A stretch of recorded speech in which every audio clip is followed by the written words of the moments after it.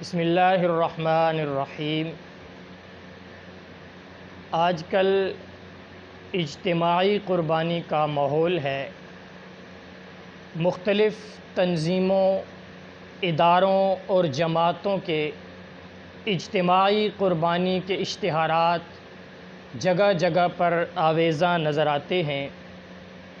بہت سارے مسلمان جو متوسط طبقہ سے تعلق رکھتے ہیں، ان کی کوشش ہوتی ہے کہ وہ اجتماعی قربانی میں حصہ ملائیں، اور بہت سارے لوگوں کی یہ کوشش ہوتی ہے کہ جہاں کم پیسوں میں، کم رقم میں حصہ شامل ہو جائے، وہاں پر اپنا حصہ ملائیں، اور اس میں وہ کسی اور چیز کی چھان بین نہیں کرتے۔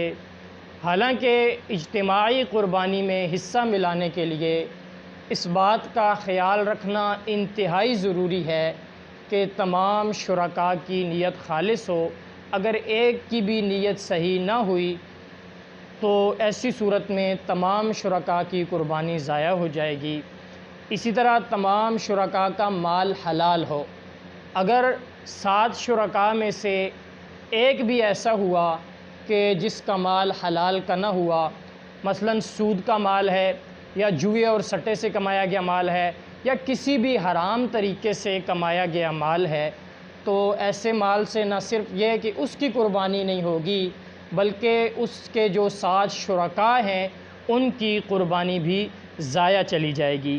اور تیسری سب سے اہم بات یہ ہے کہ تمام شرکاء کا عقیدہ درست ہو۔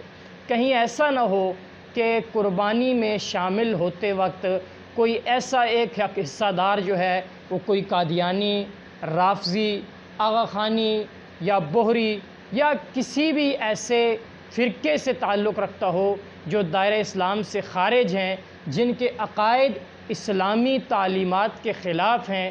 ایسی صورت میں تمام کے تمام شرکاء کی قربانی ضائع چلی جائے گی۔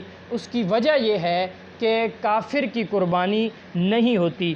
بدائع الصنائع جلد نمبر 4 اور صفحہ نمبر 195 میں ہے، لِأَنَّهَا قُرْبَةٌ وَالْكَافِرُ لَيْسَ مِنْ أَهْلِ الْقُرَبِ، کہ یہ جو قربانی ہے یہ قربت الہی اور ثواب کا ذریعہ ہے، جبکہ کافر قربت الہی اور ثواب کے اہل ہی نہیں ہیں، لہٰذا ان کی قربانی بھی نہیں ہوتی۔